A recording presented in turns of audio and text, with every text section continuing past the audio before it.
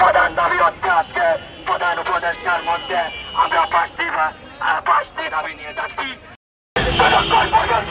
আমাদের প্রতিনিধি আমাদের মাঝে দিলে আমরা তাদের শান্তিপূর্ণ কর্মসূচি পালন করে যাব। আপনারা জানেন আমরা করে দিতে পারছি। আমরা আমাদের দাবির উদ্দেশ্যে